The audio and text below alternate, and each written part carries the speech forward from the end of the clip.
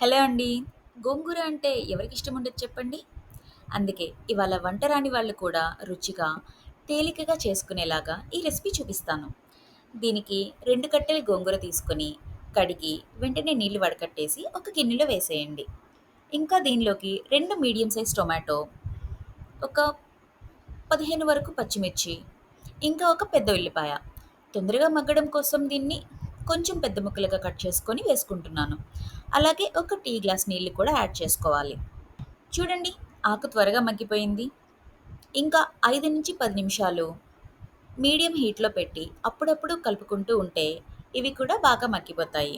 ఇప్పుడు ఇవి బాగా మగ్గిపోయాయి. ఇందులో ఒక స్పూన్ కారం, ఇంకా రుచికి సరిపడా ఉప్పు కూడా యాడ్ చేసుకోవాలి.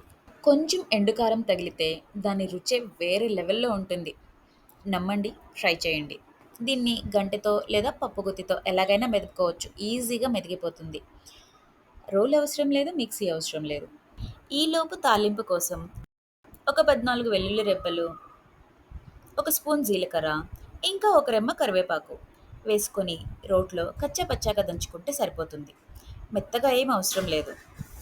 ఇక తాలింపు కోసం ఒక 2 టేబుల్ స్పూన్స్ ఆయిల్ వేసుకొని 2 ఎండుమిరపకాయలు, ఒక స్పూన్ ఆవాలు, ఒక స్పూన్ మినపప్పు, ఇంకా 1 ½ స్పూన్ పచ్చిశనగపప్పు, కొంచెం పసుపు, ఇంకా ఇంగువ, 2 రెమ్మలు కరివేపాకు కూడా వేసుకొని తాలింపు రెడీ అయిన తర్వాత మనం ముందుగా రెడీ చేసుకున్న వెల్లుల్లి మసాలా ఉంది కదా! అది కూడా వేసుకొని పచ్చి వాసన పోయేంత వరకు మీడియం హీట్‌లో వేయించుకోవాలి. ఆ తర్వాత మనం మెదిపి పెట్టుకున్న గోంగూర కూడా వేసుకొని ఒక 20 సెకండ్స్ ఉంచి స్టవ్ ఆఫ్ చేసుకుంటే సరిపోతుంది. మీ ఇంట్లో ఏ స్టైల్ అయితే ఇష్టపడతారు? నాకు కామెంట్ చేయండి. అలాగే ఇంకా ఈజీ రెసిపీస్ కోసం సబ్స్క్రైబ్ చేయండి. లైక్ చేయడం మాత్రం మర్చిపోవద్దు. Thank you. Tasty tasty gongura ready.